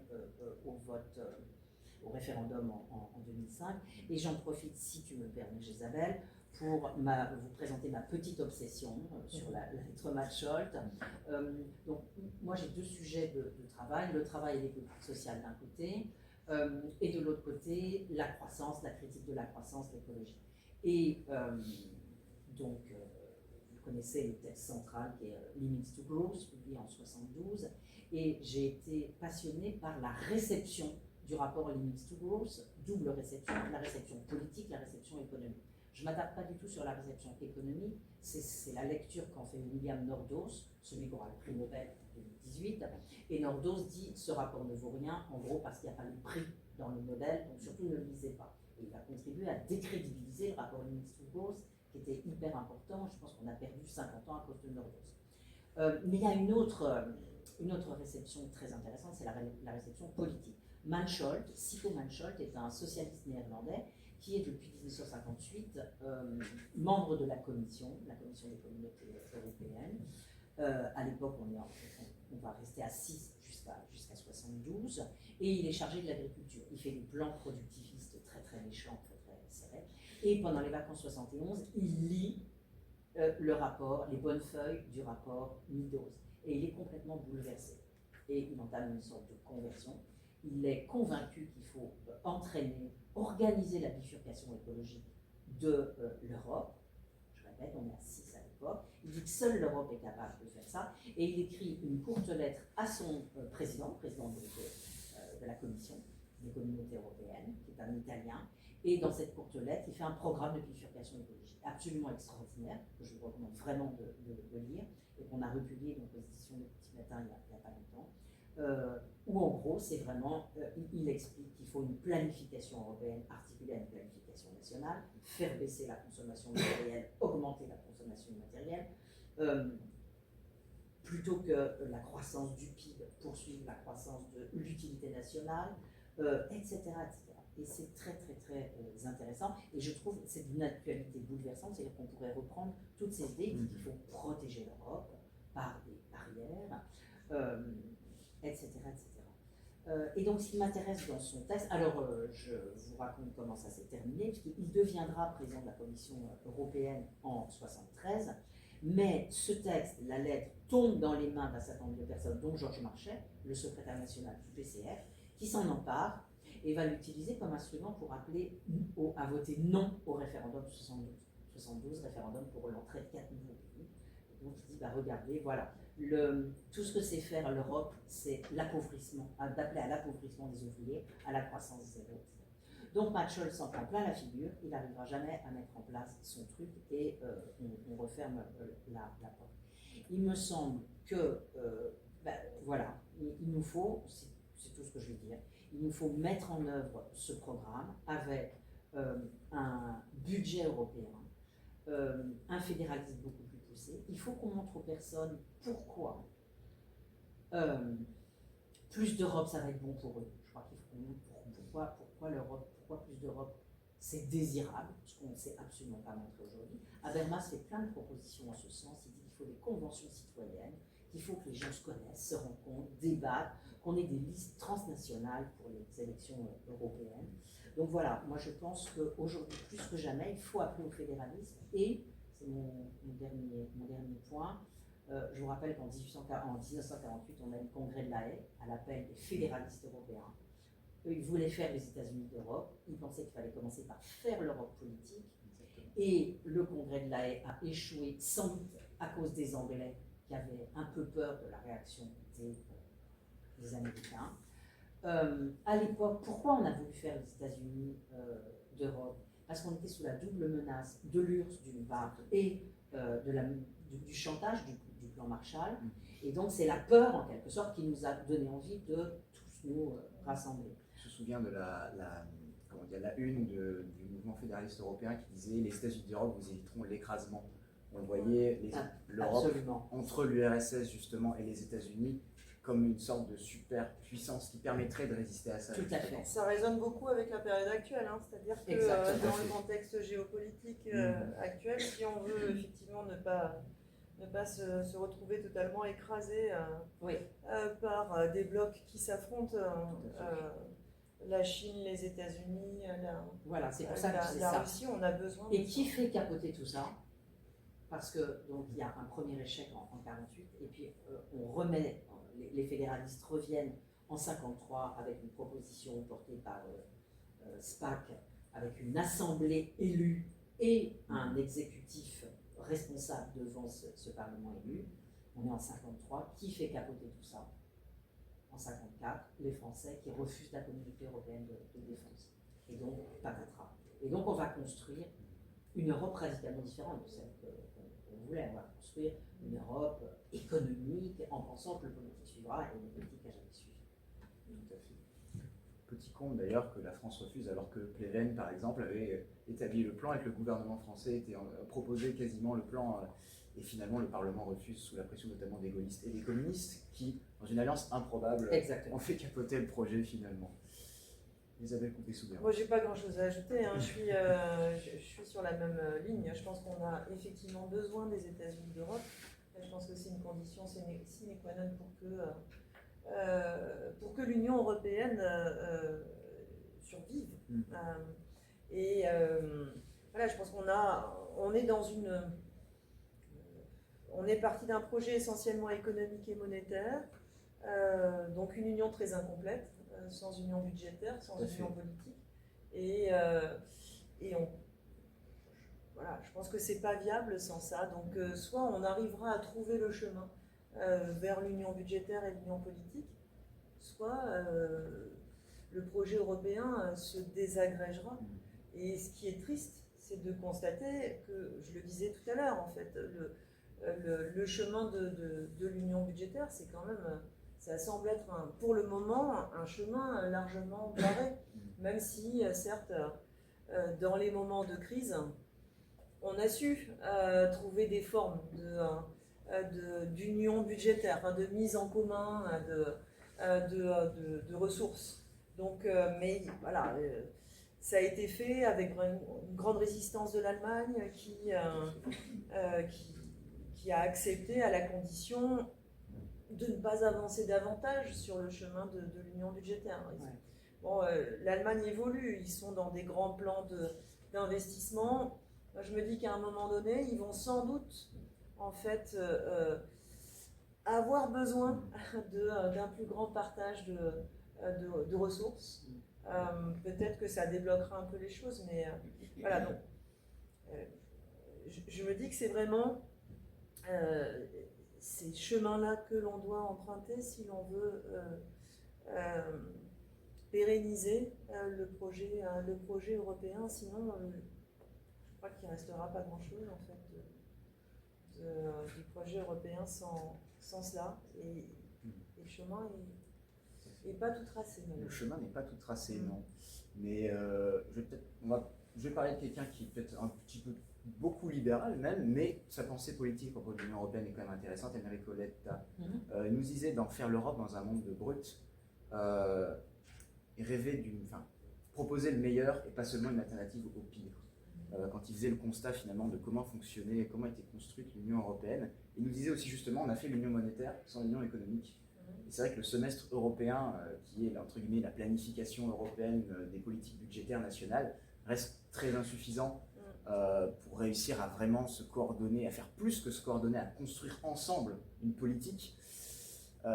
Mais pour être un petit peu une note d'espoir et de positivité, avant de laisser le public poser ses questions en cette fin de séance, peut-être on peut se dire qu'aujourd'hui, face aux menaces, on se rend compte peut-être de plus en plus de cette nécessité, on essaye. Malgré tout, le problème c'est qu'on dit l'Europe se construit dans les crises, mais si elle pouvait se construire en dehors des crises aussi, ce serait pas mal, puisqu'à chaque fois qu'elle se construit dans les crises, c'est de manière un peu brutale, forcée, et souvent avec des petits rafistolages à faire derrière par la suite. Toutefois, en ce moment, on discute par exemple du 28e régime, qui est quelque chose porté en ce moment par les eurodéputés Volt par exemple, mais pas que, qui consiste à dire qu'il y a besoin d'un 28, comme le fait de fusionner tous les 27 régimes est impossible, les 27 régimes fiscaux est impossible, ce serait de dire qu'on construirait un 28e régime européen pour les entreprises, notamment innovantes, et les aider. Et alors dans ce contexte, on peut se dire, mais peut-être qu'on va mettre en place une taxation européenne pour ce 28e régime, pour les entreprises de ce régime-là, et qu'on va enfin réussir à se mettre d'accord sur le fait de construire un budget européen qui ne soit pas dépendant d'une contribution des États, puisqu'elle garantit l'existence même de l'État-nation comme absolue, mais qu'on puisse construire un budget européen qui soit basé sur, justement, outre l'imposition et la taxation, ces contributions directes, et non plus celles des États membres. Ouais. Et aujourd'hui, on l'espère, en tout cas chez nous aussi, que ça puisse évoluer en ce sens-là. Et même si on a bon espoir, malheureusement, aujourd'hui, on sait très bien que face à Donald Trump, nous avons nos propres populistes européens. Non, mais c'est ça, on est engagé, il y a une course de vitesse qui est engagée avec l'extrême droite dans tous les pays. Tout à fait. Qui risque de gagner quand même. Et je dirais que l'immense enjeu, alors, va être pour la gauche, parce que je dirais que c'est ce qui a toujours manqué à l'ensemble des mouvements, même qui ne sont pas de droite. La démocratie chrétienne a rarement réussi à faire rêver, mais c'est encore pire à gauche. C'est qu'elle n'a jamais réussi à se réapproprier le projet de construction européenne. Elle n'a jamais réussi à construire cette alternative. Et en voyant l'Europe devenir libérale, elle a préféré la rejeter plutôt que de concevoir un autre modèle. J'ai discuté il y a quelques jours avec des personnes de la France insoumise. Nous avons plein de disparités, mais nous pouvons discuter. Et notre principal justement point de désaccord, il est là-dessus. C'est l'Europe. C'est de se rendre compte de ce gouffre de conception, de cette perte d'espoir qui existe à gauche. Oui. Sauf que c'est aussi ça, justement, Ouais. qui a coûté cette défaite, entre guillemets, c'est cette fracture. Ouais. C'est qu'à chaque référendum, on avait oui ou non. Et la gauche, vous voyez, dans le oui, bah, on accepte l'Europe libérale. Et donc, votez non. D'un autre côté, en votant non, on ferme la porte à ce projet de construction. Et parce qu'on a été bloqué dans cette logique-là, plutôt que de réussir à construire une autre voie possible, on s'est retrouvé coincé. Ouais, vous mettez le doigt, je pense, sur quelque chose de très très important parce qu'effectivement, je dirais que les forces politiques de transformation sont, je le dis mal, mais les partis politiques qui ont vraiment une envie de transformer le système sont anti-européens.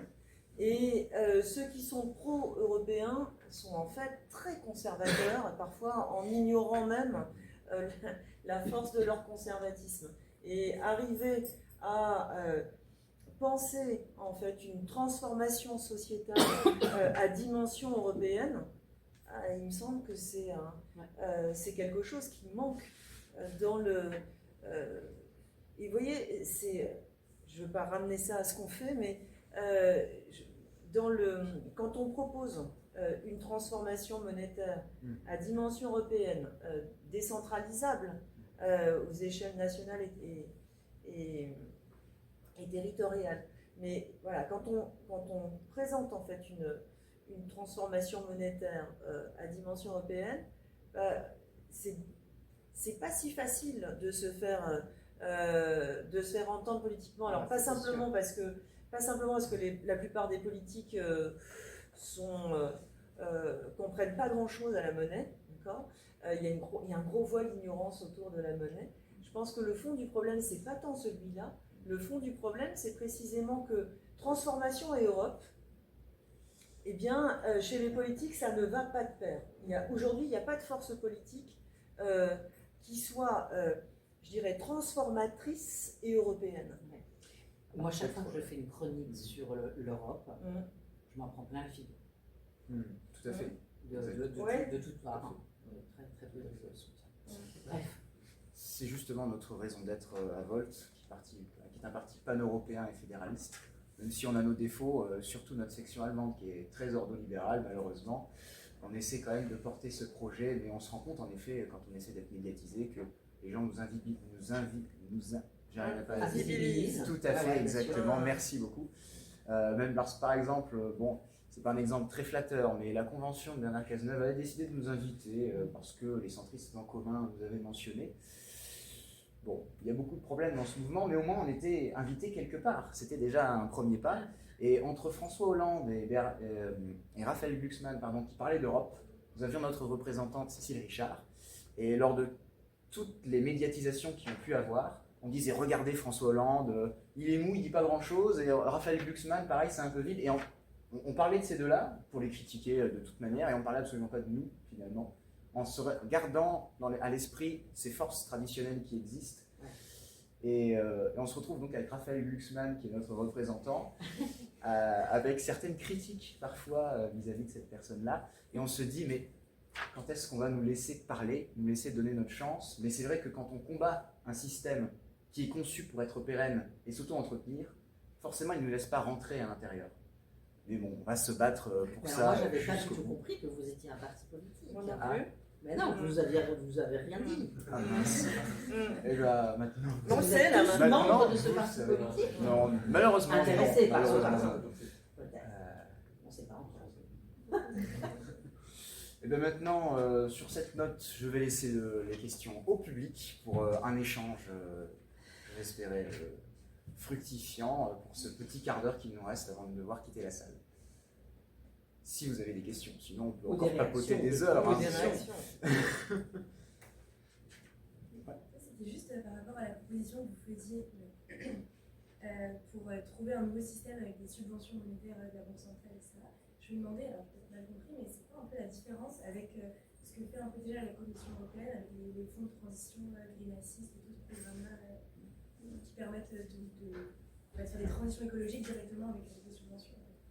On prend une question à part. On prend toutes les questions. Comme vous voulez. On peut faire une par une, s'il n'y a pas beaucoup de questions. Est-ce que vous avez d'autres questions? là, Ouais, comme ça. là-bas. Ouais. Bah, alors on peut faire les deux d'un coup. Allez, les éventuellement. deux d'un coup. Allez. Désolée, je suis pas sûre de l'ordre de ma question, mais c'est notamment sur les critères que vous aviez évoqués précédemment. Et vous n'avez pas vraiment dit en quoi, enfin, comment vous imaginerez en tout cas les critères. Et j'avais vu par exemple différents penseurs comme par exemple Pierre Chardonnier dans ses œuvres Abondance et Liberté, avait déjà vu en fait un peu des critères déjà de repenser justement tout cet environnement économique. Justement, je voulais savoir en fait, quels étaient un peu vos idées ces critères. Alors, sur les subventions monétaires, c'est une source complémentaire de subventions, en fait. Si vous voulez. Effectivement, il y a des sources de subventions publiques aujourd'hui. Subventions publiques qui peuvent venir des États, subventions publiques qui peuvent venir de la Commission européenne. Dans tous les cas, si un État subventionne ou si la Commission européenne subventionne, c'est financé par un emprunt. D'accord ? Alors, ce qui est intéressant au niveau de la Commission européenne, c'est que c'est une forme d'emprunt commun. Elle emprunte au nom de l'Union européenne pour l'ensemble. Donc, vous voyez que c'est un peu un pas, si vous voulez, vers du fédéralisme budgétaire. Donc, ça permet d'emprunter plus, de mutualiser le risque associé à cet emprunt. D'accord ? Donc, ça permet de mobiliser plus de ressources qu'une somme d'emprunts nationaux. Mais c'est un financement par la dette. Si on pense qu'on peut continuer d'augmenter la dette sans que ça coûte beaucoup plus cher et donc en permettant de financer tous les investissements indispensables non rentables dont on a besoin, faisons-le par la dette. Moi, ce que je constate, c'est que la dette ne finance pas l'investissement. C'est qu'on n'a pas tous les moyens de l'augmenter sans que ça augmente considérablement sa charge. D'accord ? Et qu'en fait, une grande partie, si vous voulez, des nouvelles tranches d'emprunt aujourd'hui, eh bien, servent à rembourser des emprunts passés. C'est pas tourné vers l'avenir, en fait, c'est tourné vers le passé. Par ailleurs, pour rembourser de la dette, il faut de la croissance. D'accord ? Et donc, vous voyez que si vous voulez financer finalement des problèmes qui sont liés à notre société de la croissance en pérennisant cette injonction à croître, bon, ça pose problème. Donc c'est pour ça que ça nous semble intéressant d'aller chercher un levier complémentaire de subvention, parce que ce qui n'est pas rentable, ce qui n'a pas de retour financier, ça ne peut se financer que de cette manière. Et la question c'est, est-ce que la seule source de subvention qu'on ait, c'est l'impôt et la dette? Voilà. Est-ce que ce sont les deux seules sources possibles? Ce que nous disons, c'est non, il y a aussi une source monétaire de subvention, et d'une certaine manière, la Banque centrale émet déjà des subventions monétaires, mais c'est le privilège des banques, et bien, tournons ça vers le bien commun. Les critères, effectivement, je n'ai pas beaucoup développé. J'ai même pas, d'ailleurs, je vous ai même pas dit pourquoi ça s'appelle monnaie volontaire, parce que ça s'appuie sur une volonté démocratique de transformation sociale et écologique. Les critères doivent être définis dans une enceinte démocratique, le Parlement européen, par exemple. Et ce sont les critères, si vous voulez, qui définiraient l'éligibilité des investissements. Qu'est-ce qui fait que un projet d'investissement porté par un ménage, une entreprise, une association, une collectivité locale, qui est amené donc à ce qu'on appelle dans le livre les caisses de développement durable, réseau de sociétés financières, qu'est-ce qui fait que ce projet est éligible? Sur la base de quels critères on définit cette éligibilité? Pourquoi je n'ai pas insisté davantage sur ces critères, au-delà du fait que ça doit être indispensable et non rentable? Parce qu'en fait, ce n'est pas à nous, précisément individuellement, de définir ces critères. Ils doivent être définis de manière démocratique, donc ça doit venir des représentants parlementaires, ça doit émaner de la société. C'est à la société de définir quels sont ces critères d'éligibilité. Mais il en faut. Alors, il ne s'agit pas de financer tout et n'importe quoi de cette manière. Il s'agit d'utiliser cette source complémentaire de subvention pour financer des investissements qui nécessitent des subventions et qu'on ne parvient pas à financer autrement. Tout à fait. Aujourd'hui, d'ailleurs, on peut remarquer que le Parlement européen n'a pas le pouvoir de déterminer justement l'impôt, qui est pourtant la prérogative historique des parlements et qui manque au Parlement européen. C'est peut-être une piste, le renforcement du Parlement européen dans la réforme de l'Union européenne, évidemment. Et renforcement de son rôle aussi dans le dialogue avec la Banque centrale. Le Parlement européen est très faible en fait dans le dialogue avec la Banque centrale. On pourrait, vous voyez, maintenir l'indépendance vis-à-vis du pouvoir politique, vis-à-vis de l'État, parce que on voit bien ce que cette indépendance peut avoir de protecteur quand on voit les pressions qu'exerce Trump pour mettre justement la Banque centrale à sa main et la mettre au service de son intérêt personnel. Donc on se dit que l'indépendance vis-à-vis de l'État, c'est pas une mauvaise chose, mais en revanche, le fait qu'il n'y ait pas de débat démocratique possible autour des décisions prises par la Banque centrale, même s'il ne faut pas non plus surestimer l'indépendance, ce n'est pas la Banque centrale qui définit ses missions elle-même, mais ce qu'elle fait ou ce qu'elle ne fait pas, les instruments qu'elle mobilise, etc., tout ça, ça devrait pouvoir être discuté. Cette histoire de subvention monétaire, ça devrait pouvoir être discuté au sein de la Banque centrale. Et au Parlement, les parlementaires devraient pouvoir interroger la Banque centrale. Est-ce qu'il y a d'autres questions dans le public? Oui. J'ai une question peut-être enfantine. Je trouvais votre propos très intéressant parce qu'il est surtout très technique, manipulant avec des différents concepts économiques. Et vous avez parlé de deux voies de la création de la monnaie, par le crédit et par le titre de la monnaie. Mais pourquoi le simple fait d'imprimer plus d'argent ne crée pas plus de monnaie? Alors, en fait, c'est vrai, j'aurais pu détailler un petit peu plus. C'est-à-dire que la monnaie aujourd'hui, c'est en grande partie de la monnaie scripturale, les dépôts que vous avez sur votre compte bancaire, et puis c'est aussi un peu de monnaie fiduciaire, d'accord, des pièces et des billets. Alors, c'est vrai que le mythe un peu dans l'inconscient collectif de la monnaie, c'est des pièces et des billets. C'est-à-dire et on a l'impression que créer de la monnaie, c'est faire marcher la planche à billets. En fait, la monnaie dans notre économie, c'est surtout de la monnaie scripturale créée par les banques, selon les deux façons présentées, à savoir l'opération de crédit et puis achat de titres.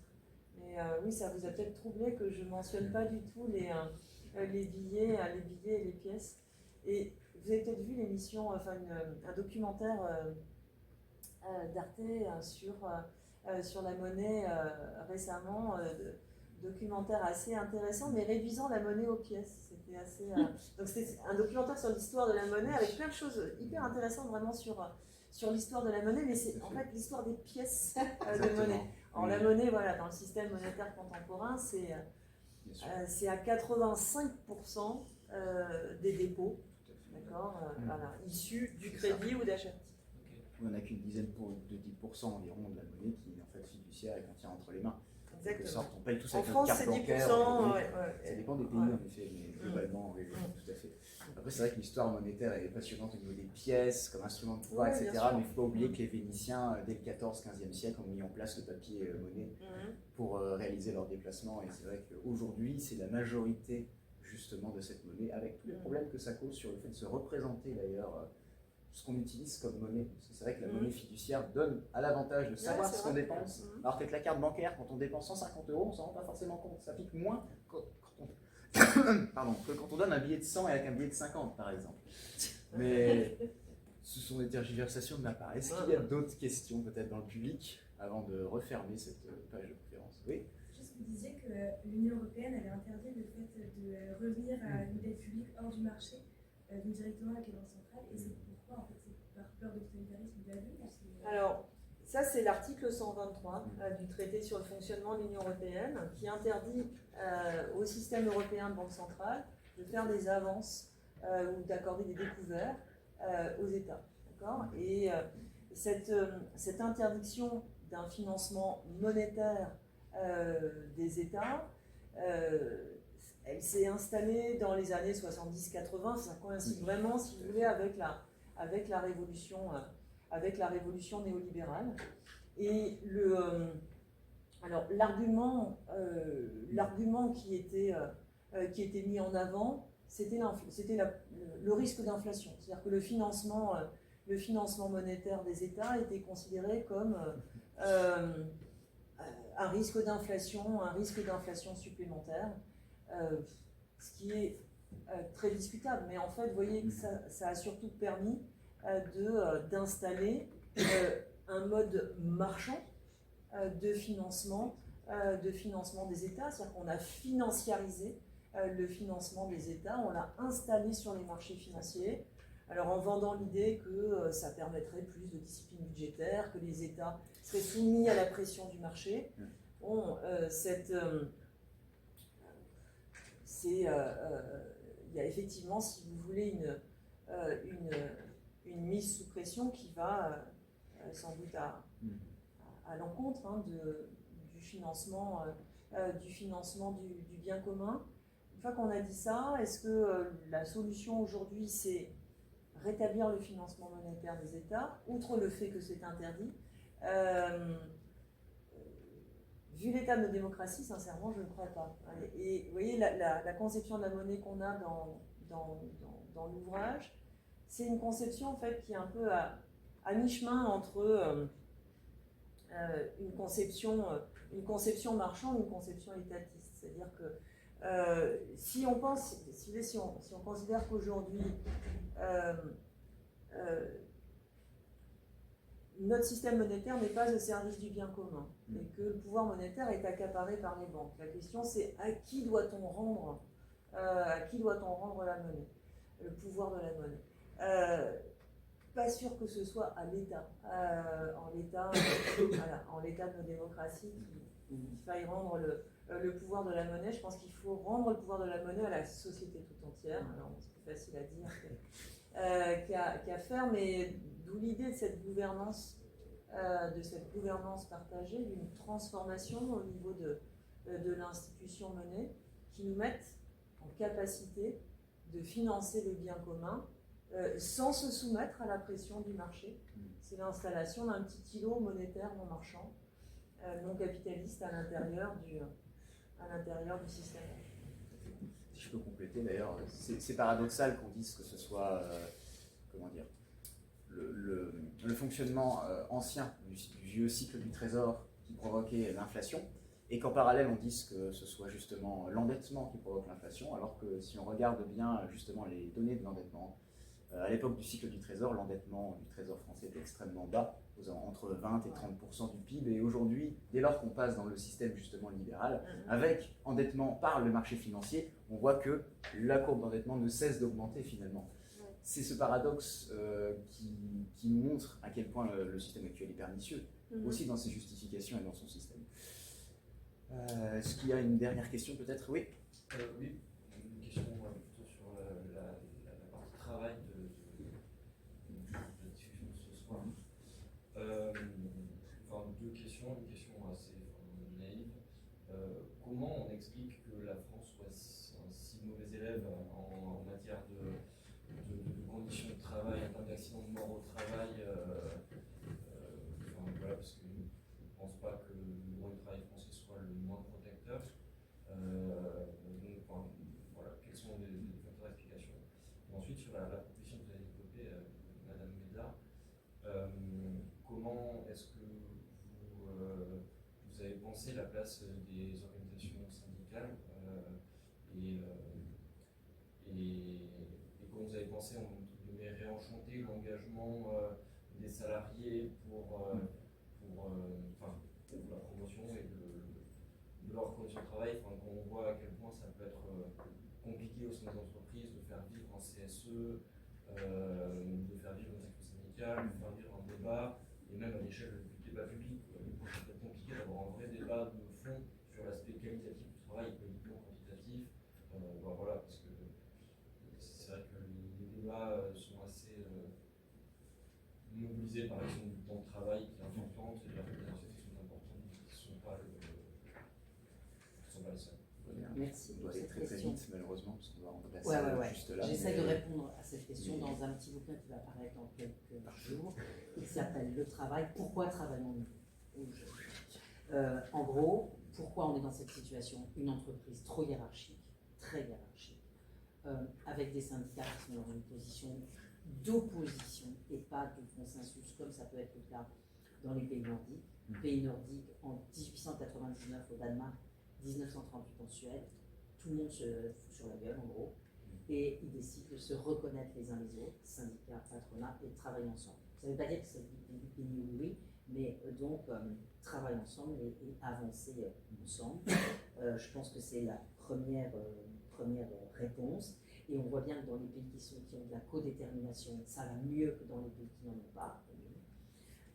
Et deuxièmement, quelle est la place des organisations syndicales dans notre proposition? Elle est majeure, hein, c'est-à-dire qu'on pense qu'il faut à la fois redonner du pouvoir au conseil d'entreprise, peut-être sans chef d'entreprise comme en Allemagne, et d'autre part mettre des représentants des salariés, des syndicats au conseil d'administration, au conseil de surveillance.